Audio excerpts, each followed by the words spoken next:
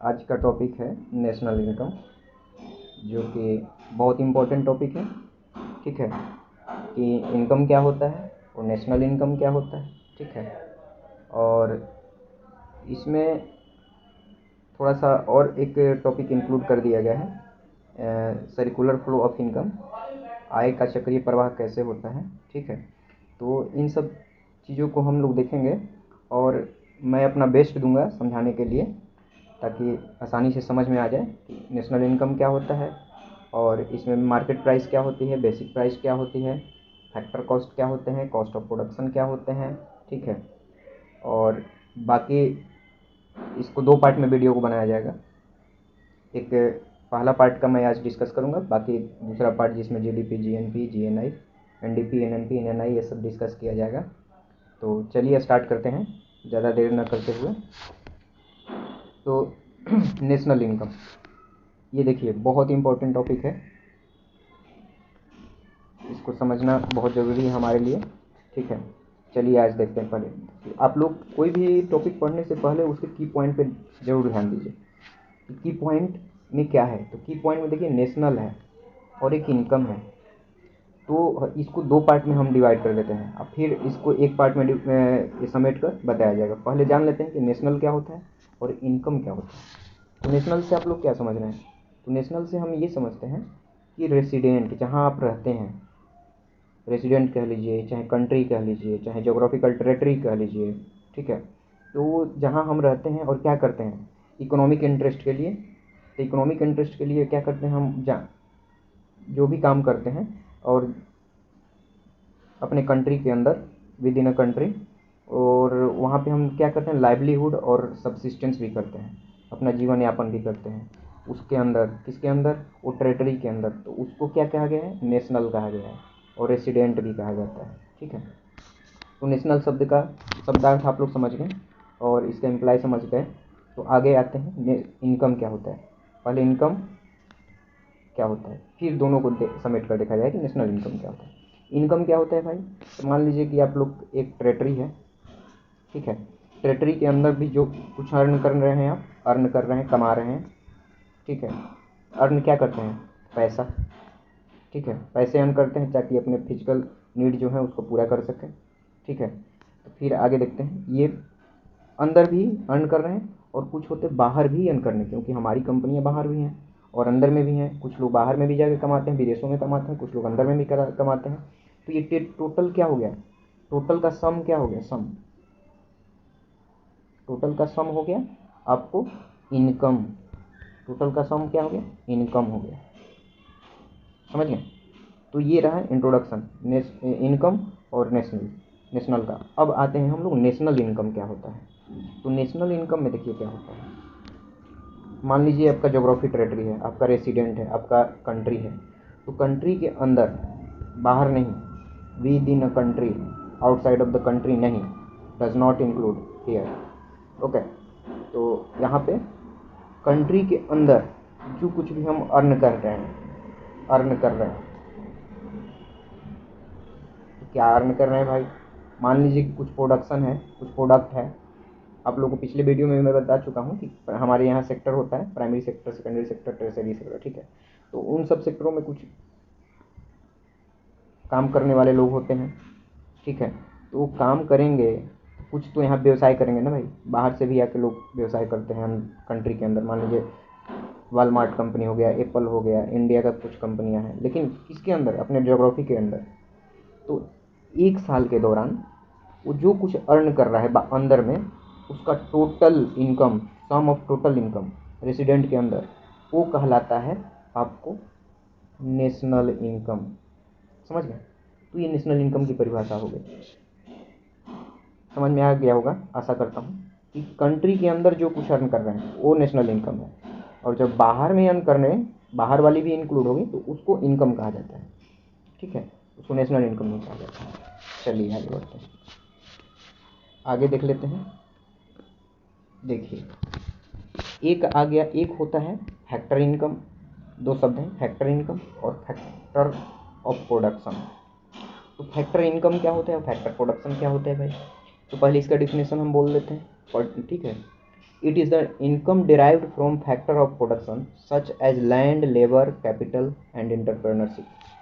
ठीक है, तो ये हम लोग को अगर ये पता रहेगा तो हम लोग खुद से मतलब अपना डिफिनेशन तैयार कर सकते हैं। तो हम लोग को डिफिनेशन नहीं पढ़ने का जानने का ज़रूरत है या पढ़ने का ज़रूरत है। यहाँ पर पहले हम लोग इसका शब्दार्थ समझते हैं। मान लीजिए कि कोई भी कंट्री, पहले इसको समझते हैं, फैक्टर ऑफ प्रोडक्शन। कोई भी कंट्री के क्या होती है,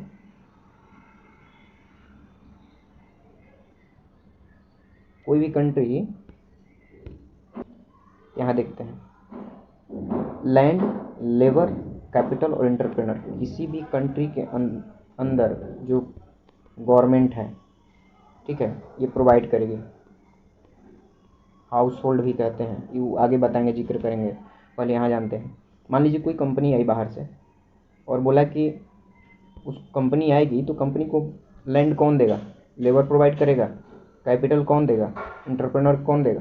तो देखिए ये हमारा फैक्टर ऑफ प्रोडक्शन में आ जाएगा। तो देगा गवर्नमेंट, हाउस होल्ड। तो उसके बदले में, लैंड के बदले में हम क्या दे रहे हैं भाई, लैंड के बदले में क्या मिल रहा है, रेंट। लेबर के बदले में क्या मिल रहा है, वेजेस। कैपिटल के बदले में क्या मिल रहा है, इंटरेस्ट।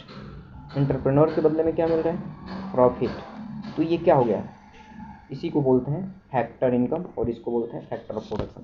तो फैक्टर ऑफ प्रोडक्शन पर ही फैक्टर इनकम होगा, फैक्टर कॉस्ट मिलेगा। ठीक है, इतना समझ में आ गया होगा आप लोगों को कि किसके बदले में क्या मिलता है। देख लीजिए एक बार, लैंड के बदला में रेंट, लेबर के बदले में वेजेस, कैपिटल के बदले में इंटरेस्ट, एंटरप्रेन्योरशिप के बदले में प्रॉफिट।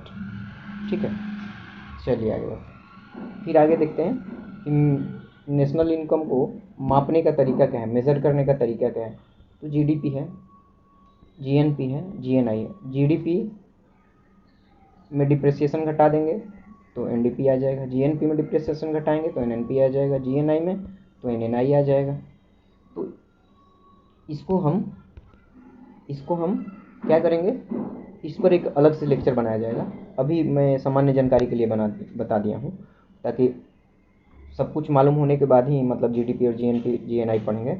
आगे डिस्कस करते हैं, मार्केट प्राइस डिस्कस करेंगे, बेसिक प्राइस डिस्कस करेंगे, फैक्टर कॉस्ट हो ही गया। तो जब तक वो पता रहेगा, तब इसको हम जानेंगे कि जीडीपी एट मार्केट प्राइस क्या होता है, जीएनपी एट मार्केट प्राइस क्या होता है, जीएनपी एट बेसिक प्राइस क्या होता है, जीडीपी एट बेसिक प्राइस क्या होता है। इसीलिए मैं इसको नेक्स्ट वीडियो में इंक्लूड करूँगा, नेक्स्ट वीडियो में डिस्क्राइब करूँगा। तो अभी हम लोग आगे जानते हैं कि आगे क्या है। देखिए, नेशनल इनकम को अकाउंट करने का तरीका क्या है, नेशनल इनकम को कैलकुलेट करने का तरीका क्या है भाई, वो तो जान गए। यहाँ पे देखिए, ये स्टैटिकल प्रिंसिपल एंड मेथड होता है। ठीक है, ये स्टैटिक है। तो इसमें क्या कहता है, income earned bye resident taken into account irrespective their economic territory. मैंने बोला इनकम क्या होता है नेशनल इनकम में। तो इसको देखिए, इसको अकाउंट करते हैं, काउंट किया जाता है। तो इसका सिग्निफिकेंस क्या होगा, सिग्निफिकेंस क्या होगा, तो सिग्निफिकेंस में देखिए ये क्या करता है, ग्रोथ और पॉलिसी फॉर्मुलेशन फ्यूचर के बारे में बताता है कि आगे क्या होगा, आगे कितना हमारा ग्रोथ हो सकता है, पॉलिसी कैसे रखें फ्यूचर ग्रोथ के लिए, वो होता है। फिर कंपेयर किया जाता है, तुलना किया जाता है पूरे वर्ल्ड से कि हमारी इकोनॉमी कहाँ है और दूसरा इकोनॉमी कहाँ है। मान लीजिए इंडिया का जीडीपी कुछ है, चाइना के जीडीपी से उसे कैलकुलेट किया जाएगा। ठीक है, फिर अमेरिका से कंपेयर किया जाएगा, रसिया से कंपेयर किया जाएगा। तो हम कहाँ, ये नेशनल इनकम का अकाउंटिंग का सिग्निफिकेंस है, महत्व है। आगे देखिए, इफेक्टिव डिसीजन मेकिंग हो गया, इन्वेस्टमेंट फ्यूचर के भी इन्वेस्टमेंट के लिए, बिजनेस के लिए। तो ये है सिग्निफिकेंस, महत्व है। अब बढ़ते हैं आगे। अब आया फैक्टर कॉस्ट। तो फैक्टर कॉस्ट हम लोग जान चुके हैं कि लैंड, लेबर, कैपिटल के बदले, एंटरप्रेन्योर के बदले में क्या मिलता है भाई। तो वहीं कि लैंड के बदले में क्या मिल गया आपको, रेंट। लेबर के बदले में क्या मिल गया आपको, वेजेस। कैपिटल के बदले में क्या मिल गया आपको, वहीं आप लोग ऊपर देखिए, कैपिटल के बदले में इंटरेस्ट, एंटरप्रेन्योर के बदले में प्रॉफिट। ठीक है, तो ये हो गया फैक्टर कॉस्ट। तो फैक्टर कॉस्ट का एक बार परिभाषा आप लोग पढ़ लीजिए, डिफिनेशन बहुत आसान डिफिनेशन है कि it's refer to the cost of factor of production. किसका कॉस्ट, किसका, फैक्टर ऑफ प्रोडक्शन का। फैक्टर ऑफ प्रोडक्शन क्या है, लैंड है, लेबर है, कैपिटल है, एंटरप्रेन्योरशिप है, इसको भूलना नहीं है। अब क्या करें, इनकर्ड बोल रहा है बाय फर्म, फर्म के द्वारा, बिजनेस ऑर्गेनाइजेशन के द्वारा, प्रोड्यूसिंग गुड्स एंड सर्विसेज, हम गुड्स एंड सर्विसेज प्रोड्यूस कर रहे हैं फर्म के द्वारा, तो लैंड, लेबर, कैपिटल, एंटरप्रेन्योरशिप दे रहे हैं, उसके बदले में क्या हम दे रहे हैं भाई, तो वहीं रेंट वगैरह ले रहे हैं, वेजेज ले रहे हैं, प्रॉफिट ले रहे हैं, इंटरेस्ट ले रहे हैं, ठीक है, ये हो गया। अब देखिए इसमें और क्या है, cost of all factor of production, वहीं फैक्टर ऑफ प्रोडक्शन फिर आएगा, रिपीटेशंस है, टर्म पे ध्यान रखिएगा, लैंड, लेबर, कैपिटल, एंटरप्रेन्योर, ठीक है। प्रोड्यूसिंग गुड्स एंड सर्विस, तो प्रोड्यूस क्या कर रहे हैं भाई इसके द्वारा, गुड्स एंड सर्विस, इसमें इंक्लूड क्या नहीं होगा, टैक्सेस इंक्लूड नहीं होंगे फैक्टर कॉस्ट में, सब्सिडीज इंक्लूडेड होता है फैक्टर कॉस्ट में। अब आइए मेन चीज़ पे, देखिए यहाँ पे आप लोग factor cost, cost of production plus subsidies, ठीक है। एक इसको मार्केट प्राइस को अगर रख के देखेंगे तो मार्केट प्राइस में से टैक्सेस घट जाएंगे और सब्सिडीज जुड़ जाएंगी, ठीक है। चलिए आगे बढ़ते हैं। फैक्टर कॉस्ट क्या हो गया, रेंट हो गए, वेज हो गए, इंटरेस्ट हो गया, प्रॉफिट हो गए। कॉस्ट ऑफ प्रोडक्शन क्या हुआ, कॉस्ट ऑफ प्रोडक्शन वही, ठीक है, फिर प्लस उसमें सब्सिडी जोड़ देंगे तो फैक्टर कॉस्ट निकल जाएगा। आगे बढ़ते, इतना समझ में आ गया होगा। देखिए यहाँ पे क्या है, land factor production, labour capital entrepreneurship, क्या है, लैंड के बदले में रेंट, वेजेस, इंटरेस्ट, प्रॉफिट, ये फैक्टर कॉस्ट और फैक्टर पेमेंट के नाम से भी इसको जाना जाता है, ठीक है। आगे बढ़ा जाए, चलिए आगे बढ़ते हैं। एक बेसिक प्राइस टर्म है, बेसिक प्राइस में क्या आएगा, प्रोडक्ट्स, ये डिपेंड करता है प्रोडक्शन टैक्सेस और सब्सिडी पे, ठीक है। चलिए देखिए बेसिक प्राइस का क्या डिफिनेशन है, डिफिनेशन देख लिया जाए। बेसिक प्राइस का डिफिनेशन क्या है, तो it is the price received by the producer, जो प्राइस रिसीव्ड कर रहे हैं किसके द्वारा, प्रोड्यूसर के द्वारा, और उसमें से क्या निकाल रहे हैं, प्रोडक्ट टैक्स निकाल रहे हैं, और जोड़ क्या रहे हैं, प्रोडक्ट सब्सिडीज जोड़ रहे हैं। यहाँ पे देखिए जैसे ऐसे का इसमें लिखा हुआ है, price received by producer, product tax, product subsidy. उससे नहीं, अगर थोड़ा सा और आगे बढ़ते हैं कि फैक्टर कॉस्ट ये plus production tax minus production subsidies. एक एग्जांपल ले लेते हैं, बेसिक प्राइस का एक एग्जांपल ले लेते हैं। एग्जांपल ये है कि मान लीजिए 2015 है और एक 2020 है। चलिए यहाँ पे देखिए ध्यान से,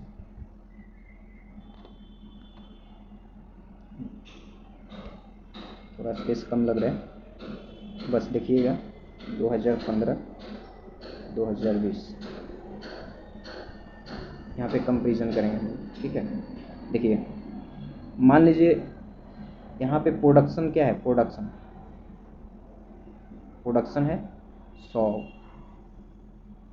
किस में समय 2015 में, किस चीज़ का, कोई भी चीज़ का ले लीजिए, चाहे टैबलेट हो, चाहे आप लैपटॉप हो, चाहे मोटरसाइकिल हो, चाहे कोई भी मटेरियल हो, तो 100 हो रहा है 2015 में। उसका फैक्टर कॉस्ट मान लीजिए 10 है, टैक्सेस उस पे इम्पोज हो गया 1, उस समय लग रहे हैं 2015 में, ठीक है। तो उसका मार्केट प्राइस क्या आएगा, मार्केट प्राइस भी डिफिनेशन बताएंगे, आगे समझाएंगे। मार्केट प्राइस 11, जीडीपी क्या होगा, 1000 हो गया इसका, ध्यान से देखिएगा 1000 हो गया इस पे फैक्टर कॉस्ट पे जीडीपी 1000, और वहीं मार्केट प्राइस पे जीडीपी 1100, ठीक है। तो इसका मार्केट प्राइस पे जीडीपी 1100 आ गया, 1000 हो गया फैक्टर कॉस्ट पे।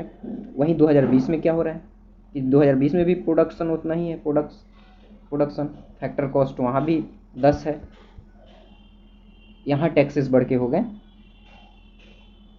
5, और 1000 क्या हो गया, GDP at factor cost same है, लेकिन 5 जो बढ़ा टैक्स उसको इंक्लूड करेंगे तो क्या हो जाएगा 1500। ठीक है, 1500 हो गए आपका GDP at market price. Market में उतरते उतरते क्या हो गया, उस का बेस वैल्यू वैल्यू क्या हो गया 1500। तो दोनों में गैप कितना है, एक एक हो गया 1100 आ गया, 1100 आ गया, एक आ गया 1500। देखिए प्रोडक्शन उतना ही है लेकिन चेंज हुआ किस पे, आपको टैक्सेस पे, क्योंकि टैक्स उस समय 2015 में एक थे, एक था और यहाँ पे 5 हो गया। तो यहाँ पे मार्केट प्राइस कितना हो गया 11 2015 में, और 2020 में कितना हो गया 15, मार्केट प्राइस 15। ठीक है, चलिए आपने देख लिया फार्मूला, फार्मूले पे आप बेस्ड करके उसको बना सकते हैं, taxes market price minus taxes plus subsidies, ये हो गई। अब समझ में आ गया होगा। चलिए बेसिक प्राइस का मतलब समझ में आ गया। अब आते हैं मार्केट प्राइस पे। तो मार्केट प्राइस क्या होता है भाई, क्या हो गया मार्केट प्राइस। एक टर्म और आप लोग को समझा देता हूँ। मान लीजिए फैक्टर कॉस्ट को परिभाषा से समझ लीजिए, परिभाषा से समझ गए, डिफिनेशन से समझ गए, लेकिन मैं आप लोग को उसकी सहूलियत के लिए एक चीज़ और बता देता हूँ उसमें। मान लीजिए कि यहाँ पे कोई टैबलेट स्कूटर कंपनी आई, स्कूटर, ठीक है, कंपनी है वो मैन्युफैक्चरिंग के लिए, मैन्युफैक्चरिंग के लिए। तो मान लीजिए कंपनी जब आएगी तो उसको रॉ मटेरियल चाहिए, मटेरियल, ठीक है। तो मान लीजिए रॉ मटेरियल क्या है 20,000, ठीक। लैंड क्या है, लैंड का रेंट, लैंड है, लैंड के बदले में क्या मिलेगा रेंट, रेंट कितना है भाई 1,000, जुड़ते चलिएगा 1,000 हुआ। फिर यहाँ पे क्या हुआ, लेबर क्या मिला, वेज लेगा भाई, तो लेबर वेज लेगा तो 2,000 उसका हो गया। कैपिटल इंटरेस्ट 2,000 इसका भी ले लीजिए। टोटल को अगर जोड़ेंगे कितना आएगा 20, एक 21, ठीक है, और 21 अदू 23, अदू 25, 20 एक 21, दो 23, दो 25, तो ये टोटल कितना आ गया 25,000। 25,000 ये क्या है फैक्टर कॉस्ट है, इसी को बोलते हैं फैक्टर कॉस्ट। समझ में आ गया होगा ना। हाँ चलिए, तो इसको फैक्टर कॉस्ट बोलते हैं। आगे बढ़ते हैं, बेसिक प्राइस हम लोग समझ चुके हैं, मार्केट प्राइस पढ़ते हैं। मार्केट प्राइस क्या होता है, देखिए मार्केट प्राइस में क्या होगा, basic price plus product tax और प्रोडक्शन सब्सिडी।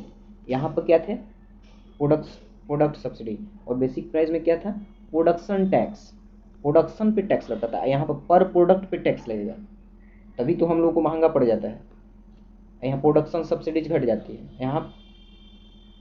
यहाँ पे देखिए देखिए प्रोडक्शन टैक्स, प्रोडक्शन सब्सिडीज, यहाँ पे सब्सिडीज जुड़ जाती है। यहाँ देखिए price received by the producer, product tax, अगर प्रोडक्ट की बात करते हैं तो टैक्स प्रोडक्ट टैक्स लगेगा, और प्रोडक्ट सब्सिडीज उस समय इंक्लूड होती है, उस समय प्रोडक्ट टैक्स नहीं लगता है। अगर प्रोडक्शन टैक्स जोड़ते हैं और प्रोडक्शन सब्सिडी घटाते हैं, इसमें क्या हो गया बेसिक प्राइस में मार्केट प्राइस में basic price plus product tax और product tax product subsidy. Suppose that मान लीजिए कोई आप कार बाई कर रहे हैं, कार,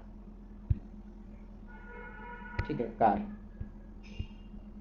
कार का बेसिक प्राइस कितना है, मान लीजिए 20,000, ठीक है। तो अब पर कार पे टैक्स जुड़ेगी, न कि एक साल में कितना कार बना उस पे टैक्स नहीं जुड़ेगी, वो प्रोडक्शन टैक्स हो गया। इस पे पर कार पे टैक्स जुड़ेगा। पर कार पे टैक्स कितना हो जाएगा, मान लीजिए 20,000 का 10% निकाल लीजिए टैक्स, 2,000 ले लीजिए, ठीक है।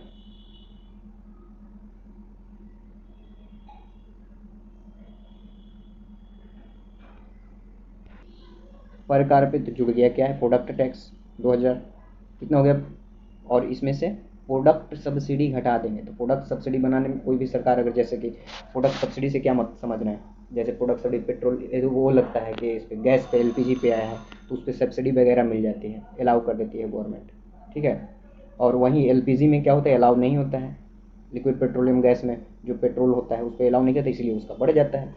तो प्रोडक्शन टैक्स सब्सिडी घटा देंगे, तो मान लीजिए किसी किसी चीज़ पे मिल रहा है तो उसको घटाएंगे ना, हर चीज़ पे तो नहीं घटाएंगे, तो इस पे घटाते हैं। मान लीजिए 1000 सब्सिडीज मिल गई, तो 20 से 22, 22 में से 1000 चला गया तो बच गया 21। ये मार्केट प्राइस है। जिस पर सब्सिडी मिलेगी उसमें थोड़ा रिलैक्सेशन होता है, और जिस पर सब्सिडीज नहीं मिलती है तो उसमें कॉस्ट ऑफ प्रोडक्शन क्या होता है, उसका मार्केट प्राइस क्या होता है, हाई होता है। और देखिए यहाँ पे एक चीज़ देख लीजिए, प्रोडक्ट टैक्स क्या और सब्सिडीज पर यूनिट प्रोडक्ट पे लगता है, वहाँ प्रोडक्शन पे लगता था और यहाँ पर यूनिट प्रोडक्ट पे लग रहा है, ठीक। मान लीजिए एक एग्जांपल ये हो गया, और उसमें क्या बेसिक प्राइस में क्या लगता था, उसमें प्रोडक्शन पे लगता है कि 100 प्रोडक्शन कर रहे हैं उस पर टैक्स कितना है, जो बेसिक प्राइस वाले लेक्चर में बताया था, इस संदर्भ में बताया था। आगे देखिए, अब ये सब चीज़ें समझ में आ गया होगा, मार्केट प्राइस क्या हो गया, फैक्टर कॉस्ट क्या हो गया, फैक्टर पेमेंट क्या हो गया, कॉस्ट ऑफ प्रोडक्शन क्या हो गया, बेसिक प्राइस क्या हो गया, नेशनल इनकम क्या हो गया। एक बार आप लोग स्लाइड करके मैं दिखा देता हूँ, देख लीजिए। ये सब आप लोग इसको स्क्रीनशॉट लेकर पढ़ भी सकते हैं, वीडियो को पॉज करके। एक टॉपिक और डिस्कस कर लेते हैं इसमें, मैंने इंक्लूड किया circular flow of income. Income का फ्लो कैसे होता है, तो इनकम का फ्लो का फेज क्या होता है, ठीक है, ये सब चीज़ें जानेंगे। तो देखिए इसका डिफिनेशन पे हम लोग नहीं जाएंगे, बस आप लोग दो चीज़ ध्यान रखिएगा, इसमें फ्लो कैसे होता है। हम लोग production tax cost of production, factor cost के बारे में जान चुके हैं, तो यहाँ पे वो अप्लाई होगा। देखिए यहाँ पे हाउस होल्ड एक शब्द है, हाउस होल्ड, एक टर्म है फर्म। फर्म्स का मतलब होता है कमाने वाला, जो बिजनेस स्टेबल कर रहा है, जो कमा रहा है। हाउस होल्ड का मतलब है कंज्यूम करना, कंज्यूम करेंगे भाई, सर्विस प्रोवाइड का एक्सपेंडिचर भी ये लोग करते हैं, हाउस होल्ड, ठीक है। हम लोग क्या हैं, अभी हम लोग कुछ नहीं है तो घर पे हैं, तो हम लोग क्या हैं, हाउस होल्ड हैं। तो इसमें देखिए क्या है, इसका एक डायग्राम है, इसमें 3 फेज होते हैं। फेज को देख लेते हैं, प्रोडक्शन फेज हो गया, एक्सपेंडिचर फेज हो गया, इनकम फेज हो गया, ठीक है। आगे देख लेते हैं, देखिए वो चीज़ें फिर आ गई यहाँ पे, फैक्टर प्रोडक्शन और factor payment, land, labour, capital, entrepreneur, rent, wages, interest, profit, ये सब मिल रहा है। अब आगे थोड़ा सा और देखते हैं, ये सब चीज़ें तो हम लोग जान चुके हैं। हाउस होल्ड फर्म हो गए, यहाँ देखते हैं, ये इम्पोर्टेंट है, ये इस पर ध्यान दीजिएगा। देखिए फर्म हो गया कमाने वाला, हाउस होल्ड हो गया ग्रहण करने वाला, खाने वाला, कंजम्पशन करने वाला। तो देखिए हम क्या, फर्म क्या देते हैं, firm goods and service provide कराते हैं, किसको, हाउस होल्ड को। फैक्टर पेमेंट प्रोवाइड कराते हैं, किसके बदले में भाई, अगर मान लीजिए कि अगर कोई कंपनी आई, तो कंपनी आएगी तो कंपनी लगाएगी, तो उसके बदले में लैंड चाहिए, लेबर भी चाहिए, ठीक है, कैपिटल भी चाहिए, एंटरप्रेन्योर भी चाहिए, तो उसके बदले में फैक्टर पेमेंट मिलता है, ठीक है। फैक्टर पेमेंट क्या मिल रहा है, लैंड के बदला में, लैंड के बदले में देखिए यहाँ पे क्या मिल रहा है, कौन दे रहा है, हाउस होल्ड दे रहे हैं, लैंड, लेबर प्रोवाइड करा है, कैपिटल प्रोवाइड, एंटरप्रेन्योर, उसके बदले में क्या दे रहे हैं कंपनियां, रेंट, वेजेस, इंटरेस्ट, प्रॉफिट, ठीक है। तो यहाँ पे देखिए, तो हम गुड्स एंड सर्विसेज प्रोवाइड हो रहा है, फैक्टर पेमेंट। तो हाउस होल्ड क्या कर रहे हैं भाई, कंजप्शन कर रहे हैं, जो भी मटेरियल है हम लोग कंजप्शन कर रहे हैं ना। कोई भी मार्केट में अगर आ गया, बाइकें निकल रही है नई नई, तो कंपनी निकाल रही है, तो कंपनी बाइक बनाने के लिए, उसको इंडस्ट्रीज लगाने के लिए लैंड, लेबर, ये सब चाहिए ना, कैपिटल, ये सब चाहिए ना भाई, गुड्स। तो उसके बदले में वो क्या देगा, अर्न जो करेगा उसको पेमेंट, मतलब लेबर को पेमेंट देगा, उसको लैंड के बदले में रेंट देगा, ये सब देगा।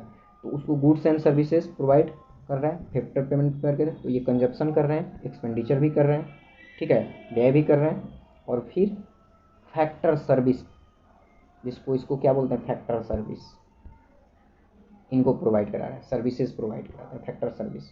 और ये हमको गुड्स एंड सर्विस और फैक्टर पेमेंट। फैक्टर पेमेंट से ऐसे आप लोग ऊपर देख लिए होंगे कि एसेंस क्या है उसका, ठीक। रेंट, वेज, इंटरेस्ट और प्रॉफिट, ये हो गया फैक्टर पेमेंट। चलिए आगे देखिए। टाइप्स ऑफ सर्कुलर फ्लो, एक होता है रियल फ्लो और एक होता है फिजिकल फ्लो और money flow, sorry money flow और नॉमिनल फ्लो। तो रियल फ्लो देख लेते हैं। रियल फ्लो क्या है? रियल फ्लो देखिए, फर्म जो है और एक हाउस होल्ड और फर्म हमेशा रहेंगे, ठीक है।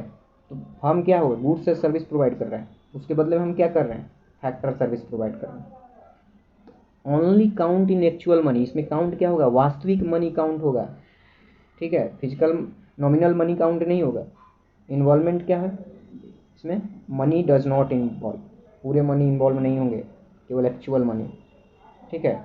तो ये हो गया। आगे देखिए, इसमें पढ़ लीजिए एक बार।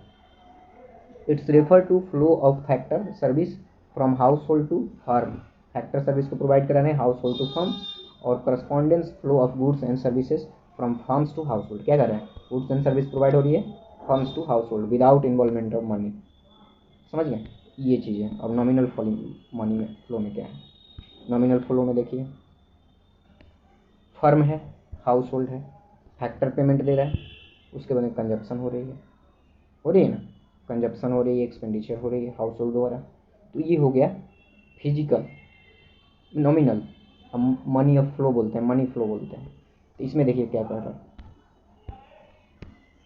It refers to the flow of factor payment from firm to factor payment, फिर पेमेंट आ गया, वहीं आपका रेंट वगैरह, वेजेस वगैरह, फ्रॉम कहाँ से, firm to household, factor service and corresponding flow of consumption expenditure from household से वो प्रोवाइड हो रहा है कंजप्शन करने का और एक्सपेंडिचर करने का। तो ये इन्वॉल्व हो गया।